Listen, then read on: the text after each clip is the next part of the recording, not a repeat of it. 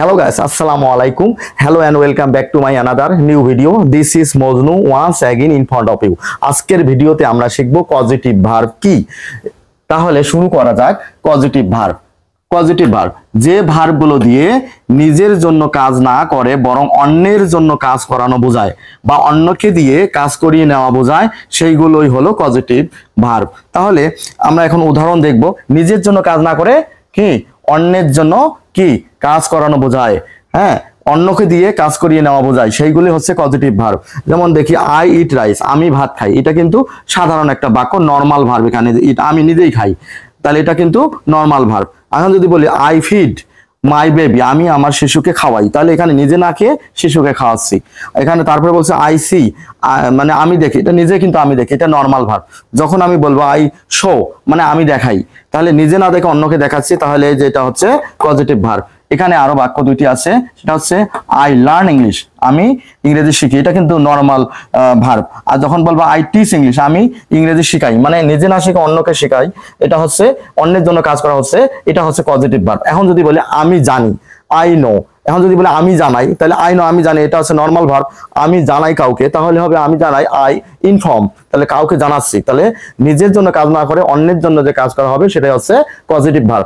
এখন কিছু কিছু ভার্ব আছে যেগুলোর পজিটিভ হয় না, সেগুলো পজিটিভ করার জন্য কিছু ভার্ব আছে, যে পাঁচটি ভার্ব রয়েছে। একটা হচ্ছে হ্যাভ, একটা হচ্ছে মেক, একটা হচ্ছে গেট, একটা হচ্ছে লেট, আরেকটা হচ্ছে হেল্প। এই ভার্বগুলো ব্যবহার করে পজিটিভ ভার্ব তৈরি করা হয়। যেমন আমি জানি, আই নো, আমি জানাই, আই ইনফর্ম, এরা কিন্তু পজিটিভ ভার্ব আছে। কিন্তু আমি ভাবি, আই থিঙ্ক, কিন্তু আমি ভাবাই, এর কোনো পজিটিভ ভার্ব নেই। তা পজিটিভ ভার্ব যেগুলো নাই, সেগুলো পজিটিভ তৈরি করার জন্য পাঁচটি ভার্ব ব্যবহার করে পজিটিভ ভার্ব তৈরি করতে হয়। সেগুলো কি বললাম? মেক, তারপরে হচ্ছে হ্যাভ, গেট, লেট এবং হেল্প, এই পাঁচটি ভার্ব ব্যবহার করা হয়। তো এই পাঁচটি ভার্বের আরো বিস্তারিত আমরা একটু পরেই জানবো। এখন আপাতত জানি যে, যেমন আমি যদি বলি আমি ভাবি, আই থিঙ্ক, আমি ভাবাই, তখন আমরা এখানে কি দিব? আই। এই পাঁচটা ভার্বের মধ্যে আমরা মেক দিতে পারি, হ্যাভ দিতে পারি, হ্যাঁ, যে কোনো একটি দিয়ে আমরা পজিটিভ ভার্ব তৈরি করতে পারি। কিন্তু আমি এখন এখানে দিলাম, তাহলে আমি ভাবাই, I make him think, I make him think, আমি তাকে ভাবাই। এবং কোনটি কোন অর্থ দেয়, কিরকম অর্থ দেয়, এরপরেই আমরা আলোচনা করতেছি। আমরা এখন বিস্তারিত দেখব। লেট, মেক, হেল্প, এই তিনটি পজিটিভ ভার্বের ক্ষেত্রে কোনো ঝামেলা নেই আমাদের। লেট, মেক, হেল্পের পরে ব্যক্তি বা বস্তু যেটাকেই বোঝাক না কেন, আমরা ভার্বের বেস ফর্ম অর্থাৎ ভার্ব ওয়ান বসিয়ে দিব। আমাদের সমস্যাটা হয় হ্যাভ এবং গেটের মধ্যে।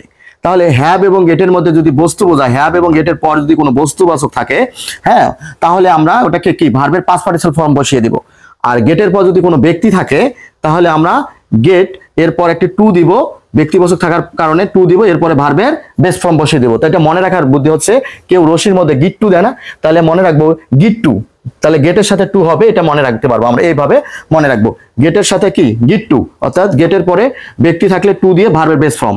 আর হ্যাভ বানানের মধ্যে হ্যাভ এবং বেস ফর্ম, বেস। হ্যাভ শব্দটির মধ্যে চারটি আলফাবেট রয়েছে, 1 2 3 4, আর বেস ফর্মের মধ্যেও চারটি আলফাবেট রয়েছে। তাহলে হ্যাভের সাথে আমরা মনে রাখবো, হ্যাভের যেহেতু চারটি আলফাবেট রয়েছে, বেস ফর্মের মধ্যেও চারটি আলফাবেট রয়েছে, তাহলে আমরা মনে রাখবো হ্যাভের পরে ব্যক্তি হলে, হ্যাঁ, ভার্বের বেস ফর্ম হবে। I make him clean the room, আমি তাকে দিয়ে রুমটি পরিষ্কার করিয়ে নেই। এখানে মেক অর্থ হচ্ছে জোর করে করানো, মানে মেক দিয়ে যদি আমরা কোনো বাক্য তৈরি করি, তাহলে কাউকে দ্বারা জোর করে কাজ করানো হবে। কেউ একটা রুম অপরিষ্কার করেছে, তাকে বলা হয়েছে রুমটি পরিষ্কার করো, কিন্তু সে রুমটি পরিষ্কার করতে চাচ্ছে না, কিন্তু তাকে যেহেতু সে রুমটি অপরিষ্কার করেছে, তার দ্বারা জোর প্রয়োগ করে কাজটি করে নেওয়া হবে। আর যদি জোর করে নেওয়া হয় তার দ্বারা, তাহলে হবে মেক। তাহলে I make him clean the room, হ্যাঁ, আমি তার দ্বারা কাজটি করিয়ে নেই, তাহলে এখানে তাকে দিয়ে জোর করে কাজটি করিয়ে নেওয়া হয়।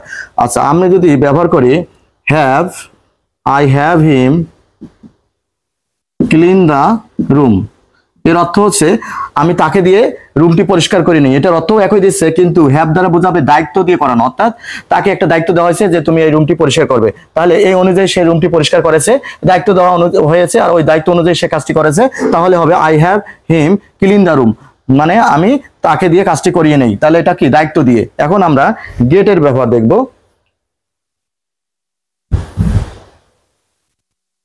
আই গেট হিম, এখানে বলা হয়েছে হ্যাভ এবং গেট এই দুইটার মধ্যে যদি বস্তুও চলে আসে, তাহলে ভার্বের পাস্ট পার্টিসিপল ফর্ম। এখানে কিন্তু ব্যক্তি চলে চলে আসছে। তাহলে গেটের পর ব্যক্তি আসলে টু প্লাস ভার্বের বেস ফর্ম, অর্থাৎ আমি মনে রাখতে বলেছি গিট টু, অর্থাৎ রশিসে যে গেটও দেয় গিট টু, গেটের সাথে টু মনে রাখবো ব্যক্তির ক্ষেত্রে। যদি গেট থাকে ব্যক্তি হয় তাহলে আমরা টু দিয়ে ভার্বের বেস ফর্ম। তাহলে I get him to clean the room. তাহলে গেট অর্থ অনুরোধ বা বুঝিয়ে করানো, কাউকে অনুরোধ করে বা বুঝিয়ে, কাউকে অনুরোধ করেছি এই রুমটি পরিষ্কার করবে, হ্যাঁ, ওই অনুরোধ অনুযায়ী তিনি কাজটি করেছেন, তাহলে হবে I get him to clean the room. আমি কি তাকে দিয়ে রুমটি পরিষ্কার করিয়ে নেই। তাহলে গেট যদি থাকে আমরা জানবো তাকে অনুরোধ করে কাজটি করে নেওয়া হয়েছে। আর এখন আমরা দেখব লেট এবং হ্যাভের ব্যবহার। তাহলে I let him, late make help, এই ব্যক্তি বা বস্তু যেটাই আসুক না কেন এরপরে কি ভার্বের বেস ফর্ম বসে। তাহলে I let him clean the room. তাহলে আমি তাকে রুমটি পরিষ্কার করতে দেই। তাহলে অনুমতি, লেট অর্থ অনুমতি দেওয়া, এখানে বলা আছে অনুমতি দিয়ে করানো, অর্থাৎ আমি তাকে রুমটি পরিষ্কার করতে দেই, তাকে অনুমতি দিয়েছি, অনুযায়ী সে কাজটি করতেছে, অনুমতি দেওয়া। আর এখানে যদি বলা হয় I help him clean the room, আমি তাকে রুমটি পরিষ্কার করতে সাহায্য করি, মানে তার সাথে আমিও সাহায্য করি, সে কাজটি করতেছে তাকে আমি সাহায্য করতেছি। তাহলে I help him clean the room, এখানে হেল্প অর্থ কাউকে সাহায্য করা, তাহলে আমি তাকে রুমটি পরিষ্কার করতে সাহায্য করি। তাহলে আজকে এই পর্যন্তই থাকলো। এর পরবর্তীতে আরো পজিটিভ ভার্বগুলো নিয়ে আরো বিস্তারিত আলোচনা আসবো পরবর্তী ভিডিওতে। Thanks for watching this video. আসসালামু আলাইকুম।